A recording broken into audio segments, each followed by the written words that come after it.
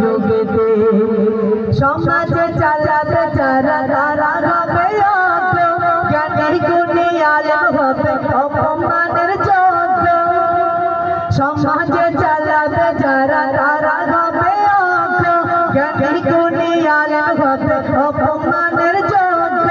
রাস্তায় বেগাবুরু চলিবে যে নারী বেড়ে যাবে সমাজেতে বাজার পূজারি।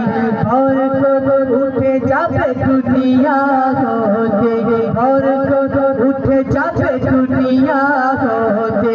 নবী পাক বলে গেছে কবে সেই হাদিসে সব কিছু মিলে যায় মডার্নে যুগেতে।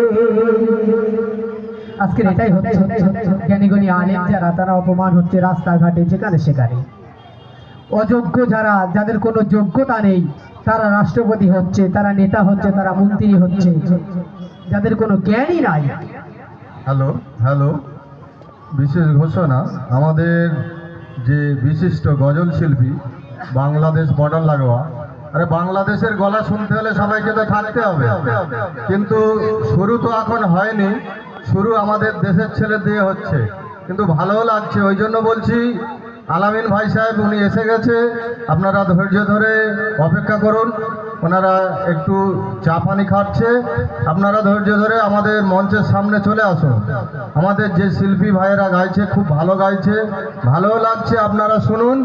আর কিছুক্ষণের মধ্যে আমাদের যে বিশিষ্ট বিখ্যাত গজল শিল্পী মোহাম্মদ আলাউদ্দিন গাজী ভাই সাহেব এসে গেছে, ওই জন্য বলছি আপনারা মঞ্চের সামনে চলে আসুন, রাস্তার উপরে থাকবেন না।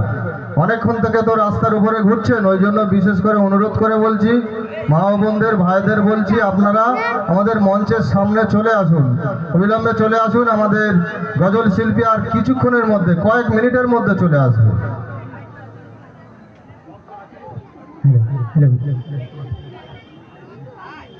তারপরে চারিদিকে ঘন ঘন হবে ভূমি কাঁপাবো, অজ্ঞাত রোগ হবে যে না হবে তুচ্ছ। চারিদিকে ঘন ঘন হবে ভূমি কাঁপাবো, অজ্ঞাত রোগ হবে যে না হবে তুচ্ছ। সুদ ঘুষ বেড়ে যাবে, বেড়ে যাবে বাদ বাদ, সুদ ঘুষ বেড়ে যাবে, বেড়ে যাবে বাদ বাদ। সন্তান করে যাবে বাবার অপমান, নারী গায়ে ভরে যাবে দুনিয়াতে, নারী গায়ে ভরে যাবে দুনিয়াতে। নবী পাক বলে গেছে কবে সেই হাদিসে সব কিছু মিলে যায় মডার্নে যুগেতে। আমার উম্মতের মাঝে দল হবে তিয়াত্তর, এক দল জান্নাত যাবে জাহান্নামে ৭২। আল্লাহ রাসূলের উম্মতের দল করা হবে, করা হবে। গজল শুনলে হবে না, বুঝতে হবে। আমার রূপ উঠি নেই যে আমার রূপ দেখতে, আমি তো দেখতে ভালো না, কালো, আমার রূপ নেই, কিন্তু কথা হচ্ছে আমার রূপ দেখে লাভ নেই। গজল শুনতে হবে, গজলটাকে বুঝতে হবে। আল্লাহ রসুল সাল্লাল্লাহু আলাইহি ওয়াসাল্লাম আজ থেকে ১৫০০ বছর আগে বলে গেছেন, সাতাবতারিকু উম্মতি আলা সালাসি ওয়া সাবঈনা ফিরকাতান কুল্লুহুম ফিন্নার ইল্লা বিল্লাতান ওয়াহিদাতান কিলা মান হিয়া ইয়া রাসূলুল্লাহি ক্বালা মা আনা আলাইহি ওয়াসাবি। আল্লাহ রসুল সাল্লাল্লাহু আলাইহি ওয়াসাল্লাম বলেছেন যে আখিরি জামানায়, সেই জামানায় আমার উম্মতের ভিতর থেকে ৭৩টি দলে বিভক্ত হবে, তার মধ্যে কুল্লুহুম ফিন্নার, সব জাহান্নামায় চলে যাবে, একটি মাত্র দল জান্নাতে যাবে, ইল্লা বিল্লাতা ওয়াহিদা, একটি দল জান্নাতে যাবে।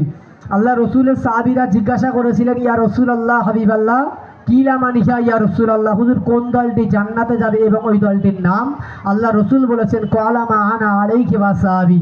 আল্লাহ রসুল বলেছেন, আমি রাসূলুল্লাহ এবং আমার সাহাবীদের পথ ও মতের উপরে যারা প্রতিষ্ঠিত থাকবে, ওই দলটি আল্লাহ পাকের দয়ায় জান্নাতে চলে যাবে। ওই দলটির নাম হলো সুন্নাত ওয়াল জামাত। কিন্তু আল্লাহ রাসূল সাল্লাল্লাহু আলাইহি সাল্লাম যেটা বলেছেন সেটাই আমরা তুলে ধরেছি, শ্রবণ করুন। আমার উম্মতের মাঝে দল হবে ৭৩, এক দল জান্নাত যাবে জাহান্নামে ৭২। চেয়ে না তো সমাজে আজ আনাদা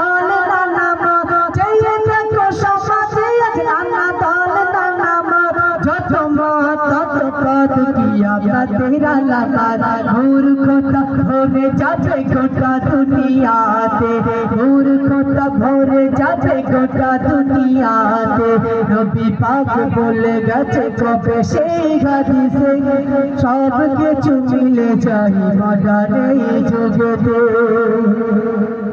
একে একে আসিছে সব ভেদে নামানার গান প্রকাশ হবে দুনিয়াতে সেই প্রকাশ হবে সেই সময় দুনিয়াতে তার যান একে একে আসিছে সব ভেদে নামানার গান প্রকাশ হবে সেই সময় দুনিয়াতে তার যান ইয়াজুজার মাজুজতে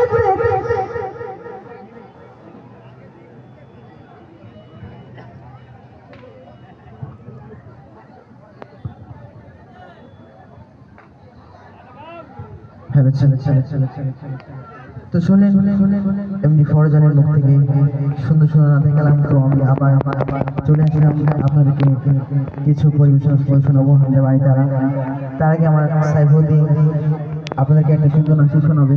এটা ডুয়েট কণ্ঠে আপনাদেরকে শোনাবো।